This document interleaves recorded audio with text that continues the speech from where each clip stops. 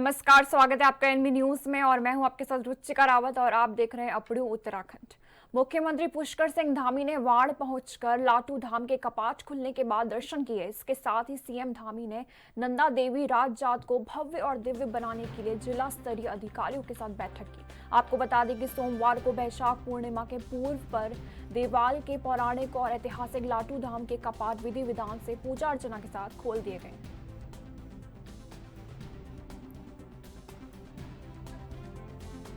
मैं अपने आप को आज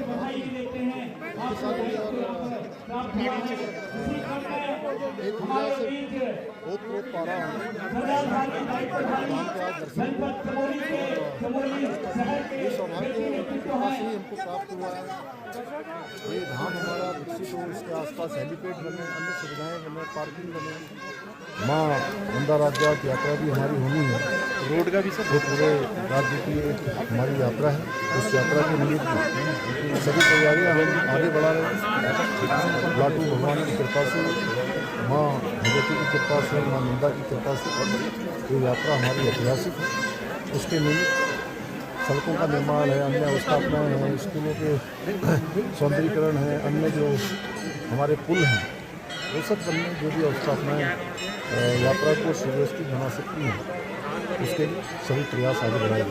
बड़ा मैं अपने आप को आज बहुत ही भाग्यशाली और एक ऊर्जा से ओत पा रहा हूँ।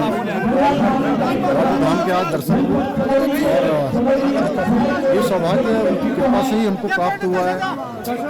ये धाम हमारा विकसित हो, इसके आसपास हेलीपैड बने, अन्य सुविधाएं बने, पार्किंग बने, माँ नंदा राज जात यात्रा भी हमारी होनी है।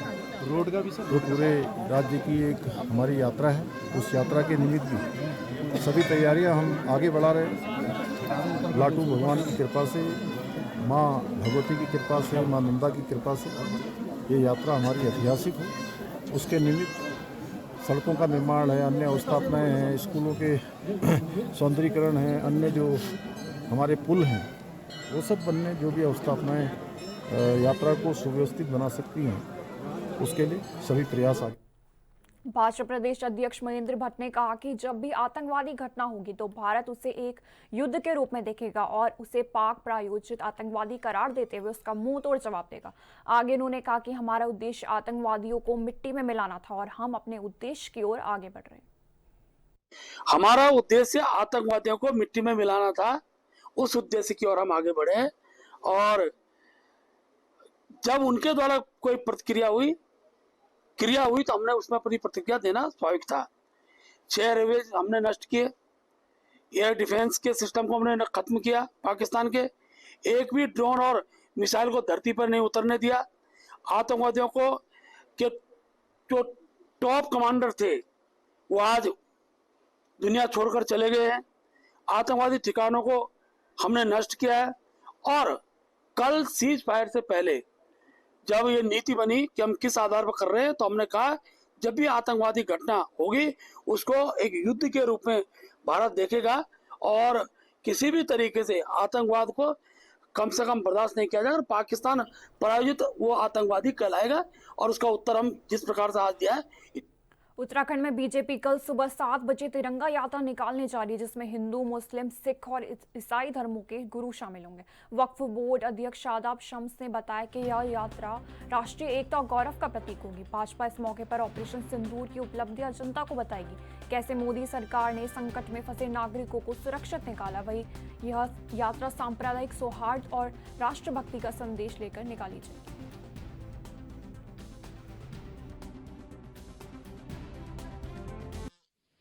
हमले में जो देश को, दुनिया को शर्मसार किया आतंकवादियों ने और बेगुनाह इंसानों का कत्ल किया, धर्म पूछकर जिन्होंने अधर्म फैलाया, उस उन अधर्मियों को जिस तरह से भारतीय सेना ने धर्म सिखाया है, जिस प्रकार भारत की आन बान शान की लाज रखते हुए मेरी सेना ने टेररिस्ट कैंप्स को, टेररिस्ट ट्रूप्स को निशाना बनाया और उस आतंकिस्तान को एक जोरदार सबक सिखाया। उस की आन बान शान, हमारी आन बान शान, ये तिरंगा कल ये लहराने जा रहा है। सारे धर्मों के लोग, तमाम धर्मगुरु, मुस्लिम उलेमा, साधु संत, सिख धर्मगुरु, क्रिश्चियन धर्मगुरु, जैन धर्मगुरु, बौद्ध धर्मगुरु सब कल शौर्य स्थल से हमारी आन बान शान इस तिरंगे को लेकर आगे बढ़ेंगे और गांधी पार्क तक मूव करेंगे। ये बताएगा कि भारत एक है। जब जब नापाक निगाहें मेरे भारत की ओर उठेंगी, उन आंखों को निकाल दिया जाएगा और उनका वही हश्र होगा जो इस वक्त आतंकवादी आतंकिस्तान में जो टेररिस्ट ट्रूप्स चल रहे थे, जो टेररिस्ट कैंप चल रहे थे, जो हश्र उनका हुआ। उन्होंने हमारे बहनों के सुहाग को उजाड़ा। जब उनके परिवार उजड़े तो चीख पुकार उनकी जो रोते हुए बिलबिलाते हुए वो आतंकिस्तान के आतंकी नजर आए टीवी चैनलों पे, ये बताता है कि अब ये पुराना भारत नहीं है, ये गौरवशाली भारत है। यहाँ कोई अगर प्यार से बात करेगा तो उसे प्यार से जवाब दिया जाएगा, और नफरत फैलाने की कोशिश करेगा तो घर में घुस के मारेंगे।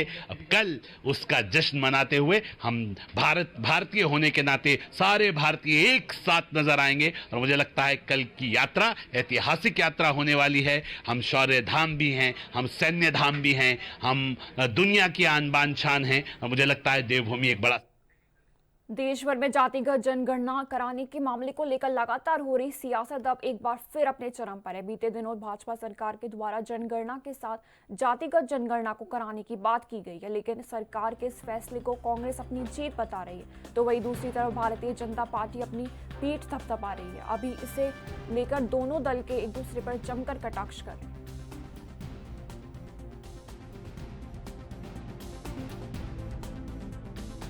तरीके से भाजपा अपना पीठ थपथपा रही है, प्रेस कॉन्फ्रेंस कर रही है, मोदी सरकार के गुण गा रही है। कांग्रेस का क्या कहना है? कांग्रेस का क्या कहना है? अरे कांग्रेस का तो सबसे पहला स्टैंड यही था। कांग्रेस के नेता राहुल गांधी जो इंडिया ब्लॉक के पार्लियामेंट के अंदर नेता हैं, लोकसभा में विपक्ष के नेता हैं, उन्होंने संसद के अंदर ही ऐलान किया था कि हम जातीय जनगणना करवा के रहेंगे, इस संसद से ही पास करवा के रहेंगे। यह ऐलान किसका था? राहुल गांधी का। राहुल गांधी के इस ऐलान पर अनुराग ठाकुर का बयान याद करिए, स्वयं प्रधानमंत्री नरेंद्र मोदी जी का बयान याद करिए, पूरी भारतीय जनता पार्टी के एक एक नेता का जातीय जनगणना के खिलाफ जो जहर उन्होंने उगला उसको याद करिए। उसके बाद कांग्रेस के दबाव में, अगर विपक्ष के दबाव में जातीय जनगणना का निर्णय केंद्र की सरकार करती है और उसके बाद अपनी पीठ थपथपाती है, तो हमें कोई ऐतराज नहीं है। आप अपनी पीठ थपथपाइए, आप थूकिए और चाटिए, थूकिए और चाटिए, उसमें हमको क्या ऐतराज है। लेकिन जातीय जनगणना पूरा देश जानता है कि उसकी मांग कांग्रेस पार्टी ने करी थी। मैं कांग्रेस पार्टी को, पूरी उत्तराखंड प्रदेश कांग्रेस कमेटी की तरफ से, अपने पूरे संसदीय दल को, लोकसभा राज्यसभा में नेता विपक्ष को, मल्लिकार्जुन खड़गे साहब को, राहुल गांधी जी को, पूरी पार्टी की सीडब्ल्यूसी को इस उत्तराखंड में यूसीसी लागू होने के बाद से लिव इन रिलेशनशिप का विरोध नजर आया। कांग्रेस के नेताओं ने यूसीसी में लिव इन रिलेशनशिप के प्रावधान को लेकर लगातार सरकार का विरोध किया। यूसीसी में लिव इन रिलेशनशिप को लेकर उत्तराखंड भाजपा की प्रदेश प्रवक्ता हनी पाठक ने कहा कि जिस तरह कांग्रेस और उसके नेताओं द्वारा लगातार यूसीसी में लिव इन को लेकर विरोध किया जा रहा है, इन नेताओं की जैसी बौखलाहट है, उससे लगता है कि कांग्रेस के नेता लिव इन रिलेशनशिप के दायरे में आते हैं। वहीं इस पर पलटवार करते हुए उत्तराखंड कांग्रेस के प्रदेश महामंत्री नवीन जोशी ने कहा कि लिव इन रिलेशनशिप कबीले बिल्कुल बर्दाश्त नहीं है। क्या भाजपा का कोई नेता अपनी बहन बेटी को शादी से पहले किसी के साथ रहने की इजाजत देगा? इसलिए देवभूमि में लिव इन रिलेशनशिप किसी भी सूरत में बर्दाश्त नहीं किया जाएगा। देखिए, भारतीय जनता पार्टी के नेता और उनके प्रवक्ता क्या बयान दे रहे हैं, किस प्रकार इस प्रदेश को किस दिशा में लेके जाना चाह रहे हैं, ये भारतीय जनता पार्टी के नेता जानते हैं। ये देवभूमि है, कोई भी नहीं चाहेगा कि उनकी बेटी रिलेशन में कहीं किसी के शादी से पहले रहे। और ये भारतीय जनता पार्टी के नेता ये बताएं कि अपने परिवार के लोगों को ये मान्यता देंगे, ये उनको रहने देंगे। ये तो कभी भी 15 दिन का आप नोटिस दे दीजिए, उसके बाद छोड़ दीजिए, दूसरे के साथ चले जाइए।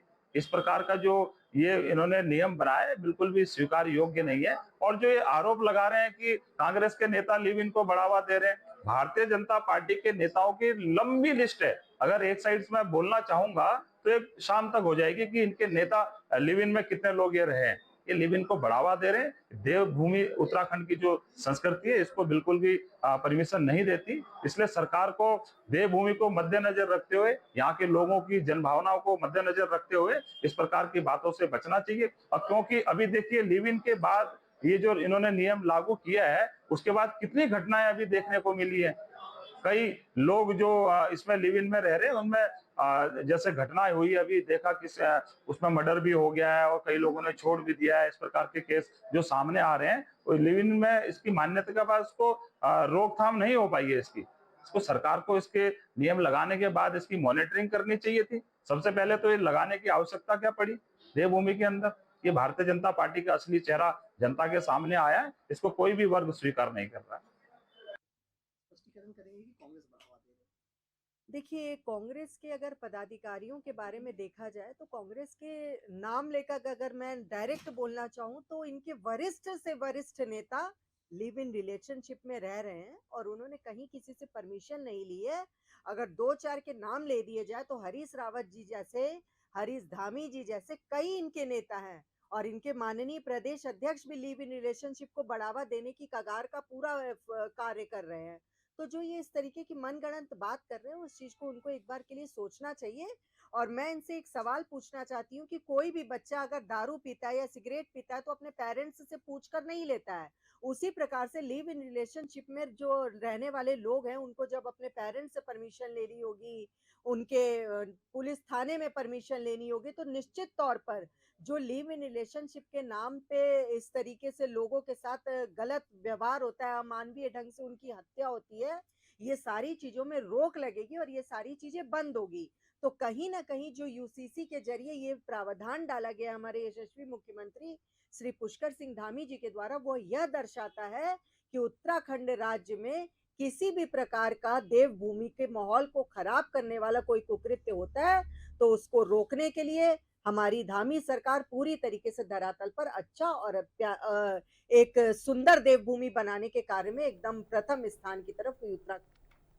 वहीं उत्तराखंड में 30 अप्रैल से शुरू हुई चारधाम यात्रा को लेकर लोगों में जबरदस्त उत्साह देखने को मिला है। सिर्फ 12 दिनों में चारधाम में 5.5 लाख से अधिक श्रद्धालु दर्शन कर चुके हैं। भाजपा प्रदेश प्रवक्ता हनी पाठक ने कहा कि धामी सरकार की व्यवस्थाओं से श्रद्धालुओं को बेहतर सुविधाएं मिल रही हैं। यात्रा को लेकर सुरक्षा, यातायात और ठहराव की व्यवस्था को लेकर भी सराहना हो रही है। सरकार का दावा है कि यात्रा सुचारू और सुरक्षित रूप से चल रही है।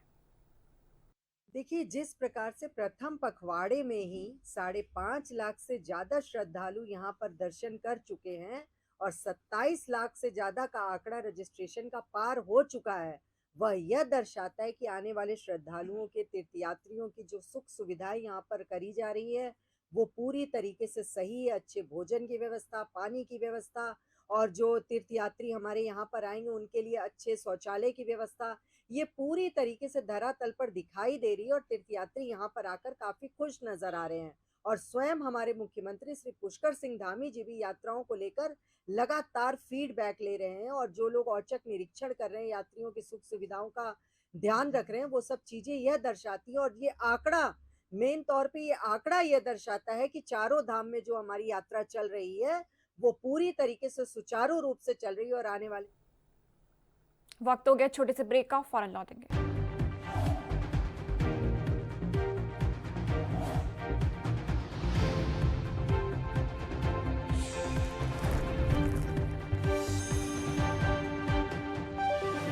ब्रेक के बाद स्वागत है आपका। श्री केदारनाथ धाम के दर्शन के लिए देश विदेश से श्रद्धालु पहुंच रहे हैं। इसी क्रम में जिलाधिकारी सौरभ गहरवार के निर्देशन में परिवहन विभाग ने महिला एवं बुजुर्गों के लिए विशेष सेवा शुरू की है। वहीं केदारनाथ विधायक आशा नौटियाल ने बताया कि घोड़ा पड़ाव से मंदिर तक जो लगभग 2 किलोमीटर का सफर है, वहां से मंदिर तक शटल सेवा की व्यवस्था की जाएगी, जिससे बुजुर्ग श्रद्धालुओं को मंदिर प्रांगण तक पहुंचने में किसी प्रकार की परेशानी का सामना नहीं करना पड़ेगा।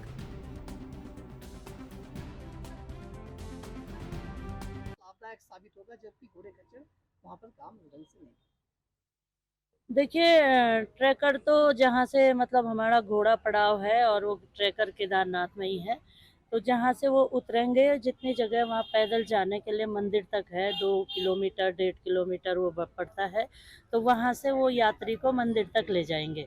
और ये मैं माननीय मुख्यमंत्री धामी जी का धन्यवाद करूंगी कि उन्होंने इस तरह की व्यवस्था वहाँ पे बनाई। जो लोग जो बहुत बुजुर्ग होते थे उनको दिक्कत होती थी, अब उसके माध्यम से लोग बहुत शीघ्र वहाँ जा पाएंगे और मंदिर के भोले। वहीं रामनगर के रानीखेत रोड स्थित कांग्रेस कार्यालय पर तालाबंदी को लेकर विवाद गहरा गया। पूर्व विधायक रणजीत सिंह रावत ने आरोप लगाया कि किसी ने गेट पर लगे उनके ताले तोड़कर नए ताले लगा दिए। जब वे मौके पर पहुंचे तो पुराने ताले फिर से लगाए तो भारी पुलिस बल वहां पहुंचा और कार्यालय का ताला तोड़ दिया। रावत का दावा है कि पुलिस ने उनके कार्यकर्ताओं पर लाठीचार्ज भी किया। वहीं कोतवाल अरुण सैनी के मुताबिक 112 पर दो पक्षों के विवाद की सूचना मिली थी, इसलिए पुलिस मौके पर गई।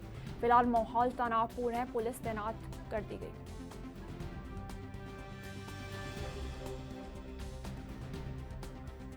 भारतीय सेना द्वारा अंजाम दिए गए ऑपरेशन सिंदूर की सफलता पर क्षेत्र में गर्व और उत्साह का माहौल है। इसी कड़ी में विधायक अरविंद पांडे ने कहा कि आतंकवाद पूरे विश्व से खत्म होना चाहिए। विधायक पांडे ने कहा कि प्रधानमंत्री मोदी जो चाहते हैं हमारे पड़ोसी देश गरीब और भिखमंगे नहीं होने चाहिए, पड़ोसी संपन्न होना चाहिए, तो इसका लाभ हमें भी मिलता है।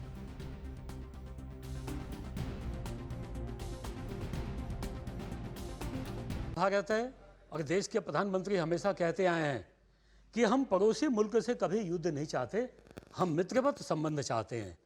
और पड़ोसी मुल्क कभी विप्र नहीं होना चाहिए, गरीब नहीं होना चाहिए, भिखमंगा नहीं होना चाहिए। ये हमारा देश चाहता है, हमारी संस्कृति चाहती है। वसुधैव कुटुंबकम के भाव से रहने वाला हिंदुस्तान, इसने हमेशा चाहा है कि अफगानिस्तान, बांग्लादेश, पाकिस्तान ये देश संपन्न होने चाहिए। पड़ोसी संपन्न होता है तो हमारे देश को भी उसका लाभ मिलता है। लेकिन पाकिस्तान ये बिल्कुल दिशाहीन इसने काम किया। मोदी जी के समझाने के बाद, हमारे भारतीय सेना के समझाने के बाद भी युद्ध में हिंदुस्तान को झोंकने का काम किया। और हिंदुस्तान जानता था, हमारे देश के प्रधानमंत्री जानते थे कि जब हमारे देश की तीनों सेना एकजुट होकर खड़ी होंगी तो दुनिया की कोई ताकत हिंदुस्तान के सामने नहीं खड़ी हो सकती।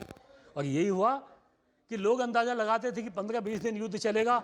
हम जानते थे, हम अपने सेना को, पराक्रम को जानते हैं, हम अपने देश के प्रधानमंत्री मोदी जी का नेतृत्व है, हम उनको जानते हैं। 2 दिन में पाकिस्तान की सेना नहीं टिक पाई और वो भाग के ट्रंप के चरणों में चली गई कि ट्रंप जी हमें बचाओ मोदी से।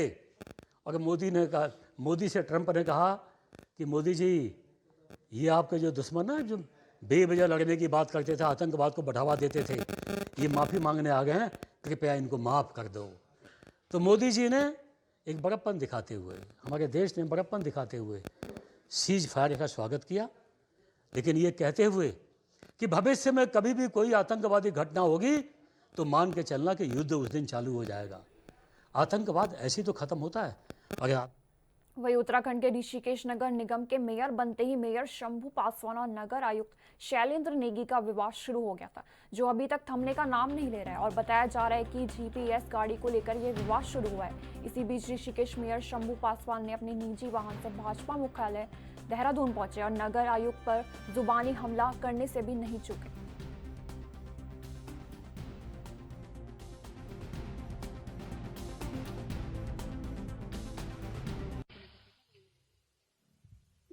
बहुत सारे लोगों का ये सोचना ही होता है कि सही भी चीज हो ना तो उस पर विवाद बनाते हैं, विवाद के जरिए रखते हैं। तो ये सब चीज बोलना ठीक नहीं है। पर कहीं ना कहीं ये जो लोग बोल रहे हैं ये ठीक नहीं है, क्योंकि जो संविधान है और जो चीज़ बना हुआ है, उचित एक व्यवस्था है सरकार का, जो बना हुआ व्यवस्था है उसमें ना हमने छेड़खानी किया है ना किसी ने किया है। कोई भी चीज़ बनता है, कोई भी डॉक्यूमेंट, कोई भी पेपर बनता है तो एक व्यवस्था के तरीक़ा से बनता है। और जो लोग मूल रूप से रह रहे हैं, बहुत लंबे टाइम से रह रहे हैं, तो वो यहीं के हैं। अब बोलने वाले बहुत सारे बात बोलते हैं तो हम उनको क्या समझा सकते हैं। तो इसलिए हमारे खिलाफ तो वो कोर्ट भी गए और कोर्ट ने भी नीचे के जांच समिति बना कर भेजा। उन्होंने जांच समिति ने जो अपना प्रक्रिया था जो वो सब उन्होंने किया। अब उस पर भी वो संतुष्ट नहीं है तो माननीय न्यायालय की एक व्यवस्था है, वो जहाँ भी जाना चाहते हैं तो जाएं। हम तो अपने देश के, अपने राज्य के कानून पे मुझे भरोसा है। वो जहाँ भी जाते हैं उनका अपना सोच है, और हम अपने आप में वही भारत पाकिस्तान के बीच चल रहे तनाव के बीच मुख्यमंत्री के निर्देशों पर पुलिस ने हल्द्वानी के एक मॉल में मॉक ड्रिल किया, जहां मॉक ड्रिल में दिखाया गया कि आतंकवादी घटना के दौरान किस प्रकार रेस्क्यू अभियान चलाया जाता है। इस अभियान को लेकर एसपी सिटी हल्द्वानी का कहना है कि प्रदेश के मुख्यमंत्री के निर्देशों के बाद प्रत्येक शहर में मॉक ड्रिल की जा रही है, जिसमें हर चीजों को बारीकी से किया जा रहा है।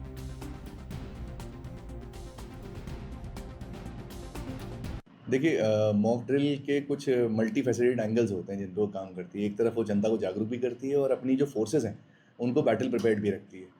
तो क्योंकि अभी इस तरीके के थोड़ा सा हालात भी थे, तो इसकी वजह से मॉक ड्रिल करी गई थी। इसमें एक टेस्टिंग कंडीशन दी गई थी, एक सिमुलेटेड कंडीशन दी गई थी, जिसमें एक टेररिस्ट ग्रुप बनाया गया था। इसमें कुछ हॉस्टेज बनाए गए थे, एक हॉस्टेज सिचुएशन बनाई गई थी ओवरऑल। और जो मॉल था उसके 3rd फ्लोर पे इस चीज़ को किया गया था, कवायद की गई थी। इसमें हमारी एंटी टेरर स्क्वाड, हमारी सशस्त्र सीमा बल की लेफ्ट और राइट फ्लैंक रखे गए थे। इसके साथ साथ हमारी QRT थी, क्विक रिस्पांस टीम थी। और बाहर का जो कॉर्डन था हमारा, यानी तीसरी रिंग जो थी, वो हमारी लोकल पुलिस की थी। इसके साथ साथ SDRF, क्योंकि इसमें हमने कुछ डमी घायल बनाए थे जिनको लेके जाया गया था। उसमें स्वास्थ्य विभाग की टीम भी थी, प्रशासन की टीम भी थी। इसके साथ साथ जो BDS टीम थी, तो एक मॉक ड्रिल जो होती है, जिस तरह से कवायद होती है कि पहले ATS अपना काम करती है और फिर बाकी टीम्स अपना काम करती हैं, लास्ट में उस एरिया को सैनिटाइज़ किया जाता है, BDS के थ्रू चेक किया जाता है, तो वो सारी की सारी कवायद हुई थी। इस कवायद का पर्पस एक तो खुद हमारी फोर्सेस को रेडी पोजीशन में रखना है, हमारे कम्युनिकेशन नेटवर्क्स को देखना है कि क्या हम प्रॉपर्ली कम्युनिकेट कर पा रहे हैं, वो वार्तालाप ठीक से हो पा रहा नहीं हो पा रहा है, मैसेजिंग हो पा रही नहीं हो पा रही है। इसके साथ साथ पब्लिक को सेंसिटाइज करना भी है। एक कहावत है जो कहते हैं कि the more we sweat in peace the less we bleed in war, तो उसी को चर्चा।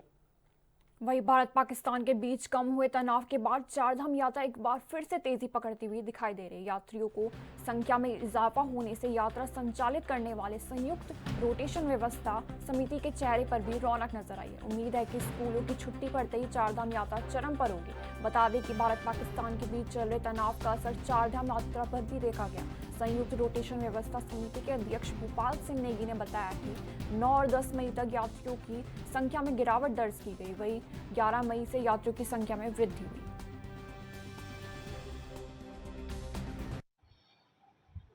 चारधाम के लिए 4 दिन के अंदर जितने आदमी आने चाहिए थे उस हिसाब से आए नहीं, क्योंकि एक जो युद्ध के जो वो थी, मतलब मैसेज गया लोगों के अंदर, तो उससे लोग काफ़ी अपनी बुकिंग कैंसिल कर दी और जिससे हमें काफ़ी नुकसान हो रहा है। और आगे के लिए अब युद्ध विराम हो गया तो हम यात्रियों से अपील करते हैं कि रोड भी आजकल सही है, चारधाम के लिए आए।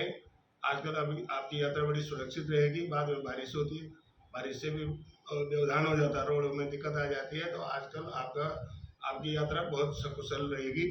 आपसे पुनः अपील है कि आप यात्रा पे आए और चारधाम का दर्शन करें। लगभग फिलहाल मेरे साथ इतना ही। बने रहिए NB न्यूज़ के साथ। नमस्कार।